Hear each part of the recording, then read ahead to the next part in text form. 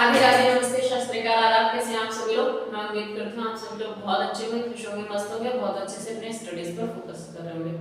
चलिए let's start the chapter that is अनुसूचित जातियों के लिए राष्ट्रीय आयोग। आपने पढ़ा होगा अनुसूचित जाति, अनुसूचित जनजाति, हाँ, दो चीजें आपने पढ़ी है। तो उनके लिए राष्ट्रीय आयोग बना, एक प्रॉपर उनका अच्छे से उनकी प्रक्रिया एक अच्छे से चल सके, सुचारू रूप से चल सके और वो काफी अच्छे से अपने प्रोग्रेस कर पाए, इसलिए एक राष्ट्रीय आयोग बना। तो आप इंडियन पॉलिटी पढ़ रहे हैं, हाँ इंडियन पॉलिटी पढ़ रहे हैं। सो 47 चैप्टर है, आप चैप्टर का नाम डाल दीजिए 47 चैप्टर, ठीक है। अनुसूचित जातियों के लिए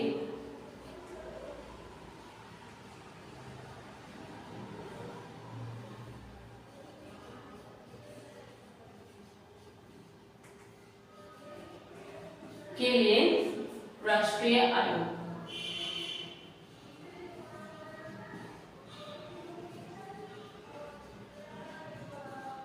है ना। नेशनल कमीशन फॉर एससीज, है ना, यानी कि schedule caste, national commission for एससीज। अगर आप इंग्लिश में इस चैप्टर का नाम लिखना चाहो तो वो है, और हिंदी में अनुसूचित जाति के लिए आपका राष्ट्रीय आयोग। अच्छा, कई सारे आयोग हैं, ऐसे तो आपने बहुत सारे आयोग पढ़ा होगा, जैसे कि आपने पढ़ लिया हो मानव अधिकार आयोग, है ना, महिला आयोग, या फिर आपने बच्चों के संरक्षण के लिए बाल विकास आयोग पढ़ लिया हो, है ना। ऐसे भी आयोग है, और एक अनुसूचित जातियों के लिए राष्ट्रीय आयोग। तो इसमें क्या डिफरेंस है वो भी आयोग है, उनकी भलाई के लिए है। अगर बाल आरक्षण का है, बाल संरक्षण का है, महिला आयोग का है, वो महिलाओं की सुरक्षा के लिए है, उनकी प्रोग्रेस के लिए है, उनके हर विभाग में उनको इक्वलिटी दिलाने के लिए, ये सब चीजें, या किसी भी प्रकार के शोषण से बचाने के लिए, ठीक है। ये है शेड्यूल कास्ट के लिए आयोग, अनुसूचित जातियों के लिए आयोग, है ना। तो इसमें और उसमें आयोग में क्या फर्क है? देखिए, कामकाज वहाँ महिलाओं के लिए हो रहे हैं, यहाँ शेड्यूल कास्ट वालों के लिए हो रहे हैं, है ना। जो भी आयोग है जो वो पर्टिकुलर उस काम के लिए बने हैं। आयोग में क्या डिफरेंस है? उनके कामों की बात नहीं कर रहे हैं, आयोग में जरा सा ये डिफरेंस है कि जो बाकी आयोग हैं वो क्या है, वो सांविधिक आयोग हैं, क्योंकि they all are made by the parliament, है। कैसे? वो कोई ना कोई विधेयक लाके कैसे करके पारित करा के और फिर वो विधेयक के रूप में बने, तो वो कैसे न्याय होंगे? वो सांविधिक होंगे। ये जो है आपके, ये वाला जो निकाय है, ये जो आयोग है, ये आपका संवैधानिक आयोग है, ठीक है। अनुच्छेद 338 के तहत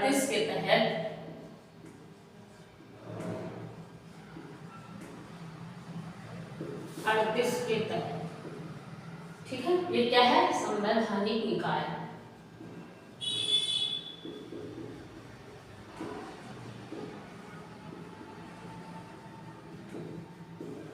ठीक है। क्या है ये? एक संवैधानिक निकाय है।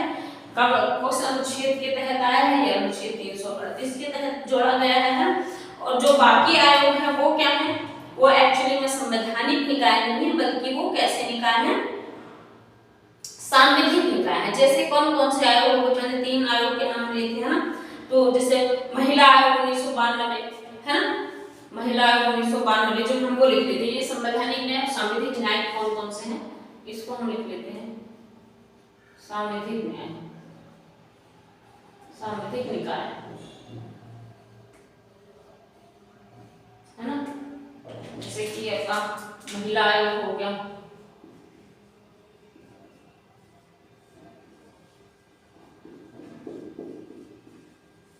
अल्पसंख्यक के लिए हो गया, अल्पसंख्यक विकास आयोग, ऐसे करके।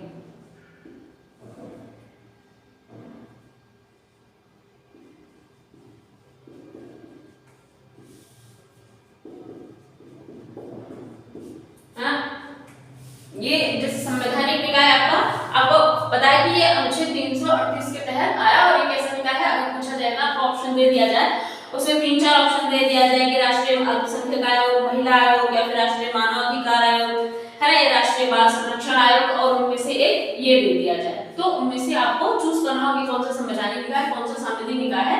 यूपीएससी प्रीलिम्स एक अच्छा सा क्वेश्चन मेरे हिसाब से इससे फ्रेम कर सकती है ना, कि आप लोग पूछ ले कि इनमें से कौन सा एक संवैधानिक निकाय है, और उन ऑप्शंस में आपको दे देती है महिला आयोग, है ना, दूसरा दे दे आपको अल्पसंख्यक आयोग, ठीक है, राष्ट्रीय महिला आयोग, राष्ट्रीय अल्पसंख्यक आयोग और राष्ट्रीय मानवाधिकार आयोग।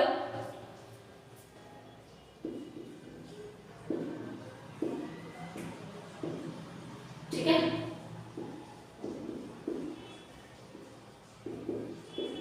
इन सब के आगे राष्ट्रीय लगा लेना, ये सब राष्ट्रीय है, ठीक है, फिर डर लगता है तुम लोगों से कि कुछ और भी ना करो, है ना। अगर राष्ट्रीय महिला आयोग, राष्ट्रीय अल्पसंख्यक आयोग, राष्ट्रीय मानवाधिकार आयोग और ये फिर राष्ट्रीय बाल अधिकार संरक्षण आयोग, अगर ये भी आ जाए तो इन चारों में से आपको पता है एग्जैक्टली कि ये क्या है, ये नहीं है आपका, ये संवैधानिक निकाय है, ये चारों क्या है, सामूहिक निकाय है, ठीक है, राष्ट्रीय बाल विकास आयोग, ठीक है। तो ये कैसे निकाय है, ये आपके तीनों चारों सामूहिक निकाय है, और जो आपका अनुच्छेद 338 के तहत जोड़ा गया है संवैधानिक आयोग, वो कौन सा है आपका, इन चारों में ये आपका अनुसूचित जाति के लिए जो राष्ट्रीय आयोग है वो कैसा आयोग है, वो संवैधानिक निकाय है, ठीक है, सिंपल सी बात है। राष्ट्रीय मानवाधिकार आयोग लिख दिया, चलो लिख देना,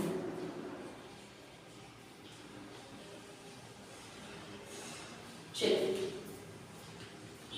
अगर इनके ईयर लिखना है तो आप लिख सकते हो 1992, 1993, ये भी 1993 और ये है आपका 2007, ठीक है। कोई दिक्कत, कोई परेशानी, कोई दुख, कोई दर्द, कोई पीड़ा मेरे हिसाब से नहीं होनी चाहिए, है ना। क्लियर हो गया, ये और अच्छे से क्लियर कराने की जरूरत है। देखिए the question can be framed like that कि यूपीएससी प्रीलिम्स आपको ऑप्शन देगी कि इनमें से कौन सा एक संवैधानिक निकाय है, या फिर ऑप्शन माइट बी चेंज, ठीक है, question can be change how. आजकल ऐसे ऑप्शंस आपने देखे हैं यूपीएससी प्रीलिम्स उठाया ना, आपको बोले इनमें से 2, इनमें से 3, इनमें से चारों या इनमें से एक, ठीक है, या इनमें से एक भी नहीं या इनमें से सभी। ऑप्शंस कैसा होगा, वो क्वेश्चन दे देता है कि इनमें से कौन सामूहिक निकाय है, और ये चारों ऑप्शन दे दे, ठीक है, और ऑप्शन अब देता है, ऑप्शन में क्या देता है, क्वेश्चन के ऑप्शन में कि 1 और 2, और पहले में दे दिया, दूसरे में दे दिया 2 और 3, तीसरे में दे दिया 1 2 3, चौथे में दे दिया 1 2 3 4। तो आपको क्योंकि पता है कि चारों ही एक सामूहिक निकाय है, तो आपने फोर्थ ऑप्शन पे टिक करना है, दैट इज चारों, है ना, ये सामूहिक निकाय है चारों, ठीक है। एक ऐसा क्वेश्चन भी फ्रेम हो सकता है, बिकॉज जैसे मैंने प्रीवियस ईयर के क्वेश्चंस देखे हैं तो उसके अकॉर्डिंग क्वेश्चंस ऐसे ही होते हैं। ऑप्शन आजकल ऐसे होते हैं कि ऊपर दोनों, तीनों, चौथे, ऐसा एक सिंगल ऑप्शंस थे, बहुत कम है कि आपको बस एक पता होना चाहिए, क्योंकि आज का जो आंसर आ रहा है उसमें आपको सारे आंसर की सामने प्रीवियस ईयर जरूर देखना, थोड़ा आपको लगेगा कि क्या है, क्या कहना चाह रहे हो, नहीं समझ आया करेगा। चलिए हेडिंग डालते हैं आयोग का उदय,